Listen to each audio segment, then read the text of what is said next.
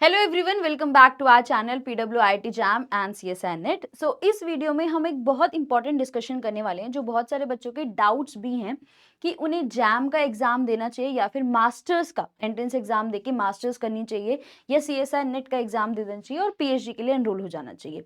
And ये major doubt इसलिए आया है क्योंकि जब से न्यू एजुकेशन पॉलिसी इंप्लीमेंट हुई है तो 4 ईयर बैचलर्स प्रोग्राम्स आए हैं। एंड इस साल जो CSI नेट है उसने HRD मिनिस्ट्री ने चेंजेस करके 4 ईयर बैचलर स्टूडेंट को भी एलिजिबल बना दिया CSI नेट एग्जाम देने के लिए।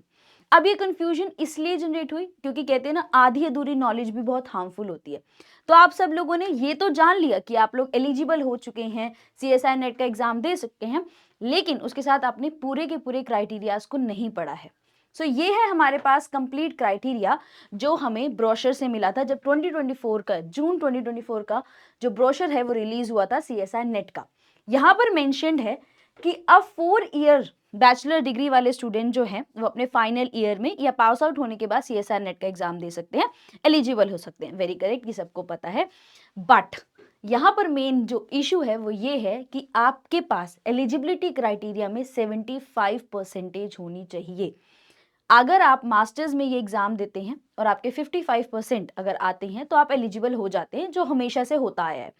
लेकिन अगर 4 साल वाला बैचलर्स का जो बच्चा है वो जाता है CSI नेट का एग्जाम देने के लिए, तो सबसे पहले तो उसके पास 75% एग्रीगेट होनी ही चाहिए, तो ही आप एलिजिबल होते हैं। ये फर्स्ट पॉइंट है जहां पर इन्होंने परसेंटेज का चेंज दिया है।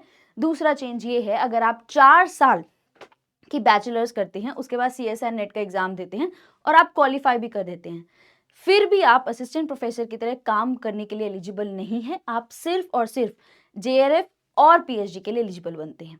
सो ये है कंप्लीट क्राइटेरियाज। अब क्वेश्चन ये नहीं है कि आपको जैम का एग्जाम देना है या आपको CSI नेट का एग्जाम देना है। क्वेश्चन ये है कि आपको रास्ता कौन सा चुनना है। अगर आप चाहते हैं कि आपके ऑप्शंस जो हैं वो ओपन अप रहें, कि आप PhD भी कर पाएं और असिस्टेंट प्रोफेसर की तरह काम भी कर पाएं, तो आपको मास्टर्स के थ्रू होते हुए PhD में एनरोल होना होगा। लेकिन अगर आप चाहते हैं कि आप PhD के लिए एलिजिबल हो जाएं और आप PhD कर पाएं, तो आप डायरेक्टली CSI नेट का एग्जाम भी दे सकते हैं। I hope this information was helpful to you and अब आप बेटर डिसीजंस ले पाएंगे। Thank you so much.